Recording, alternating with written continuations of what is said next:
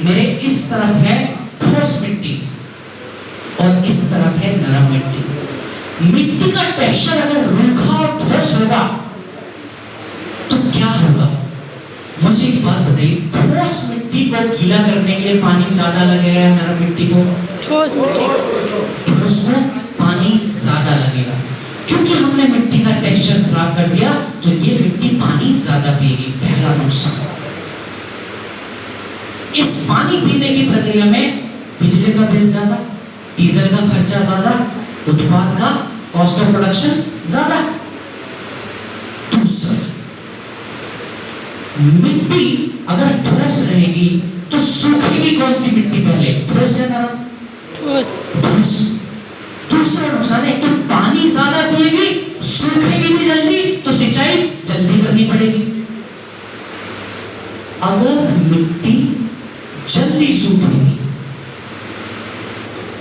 बीज को मॉइस्चर कम समय के लिए मिलेगा। कम समय में अगर बीज को मॉइस्चर मिलेगा, उसके अंकुरित होने का समय बढ़ जाएगा।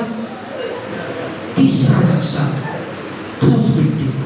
अब ब्लू वीटा सॉइल कंडीशनर के माध्यम से क्या क्या फायदे हैं उसमें चर्चा करेंगे। एक और, अगर मिट्टी ठोस रही और बीज अंकुरित होना शुरू हुआ तो उसमें डैमेजेस भी ज्यादा होंगे। क्यों? देखिए, महिलाओं का उदाहरण लें। महिलाओं में गर्भ अवस्था में जब हम बच्चे को जन्म देते हैं कोई माँ, अगर माता के जननांगों का वातावरण नरम ना हो, बच्चा जब बाहर आएगा तो नुकसान होगा, त्वचा पे नहीं होगा। लेकिन अगर नरमाहट होगी, गीलापन होगा, तरलता होगी, तो बच्चा जब बाहर आएगा तो त्वचा को भी नुकसान नहीं होगा। मिट्टी जब जब नरम होगी, बीज अंकुरण में फसल का नुकसान कम होगा।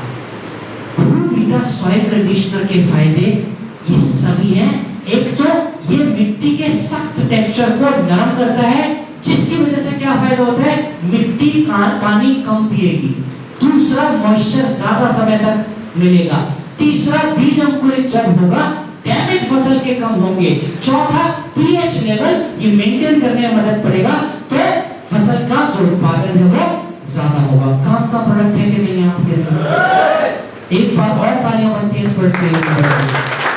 अगर मैं तरीका बताऊं कि कितनी मात्रा में इसका इस्तेमाल आप कर सकते हैं, तो 4 किलो प्रति एकड़ में इस्तेमाल कर सकते हैं ब्लू वीटा सॉइल कंडीशनर का। सबसे अच्छा समय है जब आप धरती को बीज बोने के लिए तैयार कर रहे हैं, वो समय सबसे अच्छा समय है इसके इस्तेमाल। तो पहला product blue Vita soil conditioner. अब आपने कम पानी में, कम खर्चे में फसल माने बीज के उत्पादन के लिए आपने माहौल बना दिया, ठीक है, पीएच लेवल को मेंटेन कर दिया। अगला कदम आपका क्या होना चाहिए? बीज आपका जल्दी अंकुरित हो गया कि जो उगी हुई फसल है उसकी जड़ें मजबूत हो जाए, तो अच्छी बात है या बुरी बात है? अच्छी बात। फसल जल्दी उग गई, कम नुकसान के साथ उग गई, कम खर्चे के साथ उग गई। अब अगला कदम है जड़ों को मजबूत बनाने का। तो जो अगला प्रोडक्ट है उसका नाम है इको हरियाली। ये फसल की जड़ों को मजबूत बनाने के लिए योगदान देता है, मदद करता है। कैसे? ये मिट्टी के अंदर ऐसा वातावरण बनाता है, ऐसी चीजें करता है।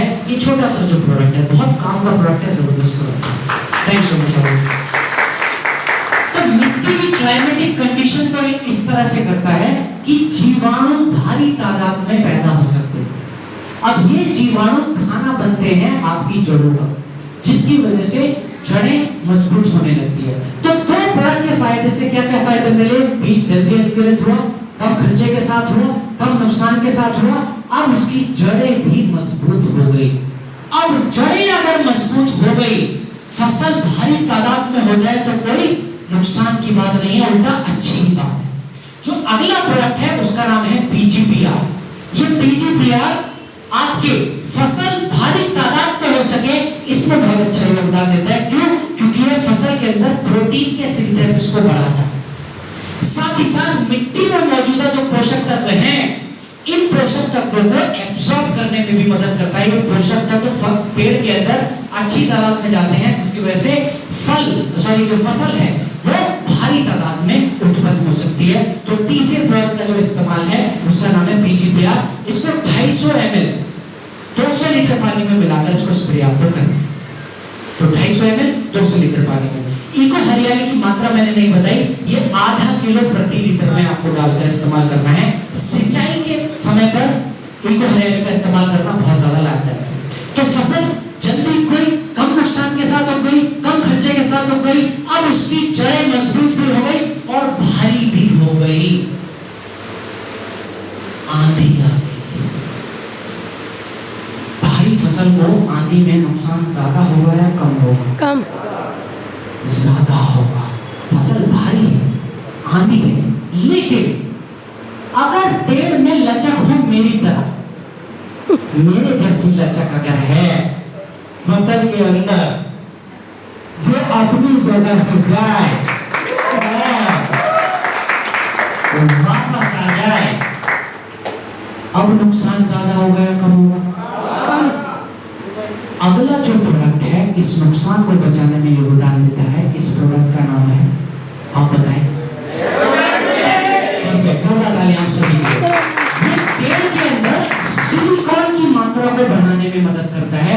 ये सिलिकॉन की मात्रा की वजह से पेड़ में लचक आती है। और ध्यान रखिए, झुकता वही जिसमें जान है, अगर तो मुर्दे की पहचान है। इंसान के लिए भी कहा गया, एक मजबूत इंसान, एक जानदार शानदार इंसान वो है जिनकी रीढ़ में लचक है। लचक होना एक मजबूती की बहुत अच्छी निशानी है। योग में आपने देखा होगा, जोड़ों को लचीला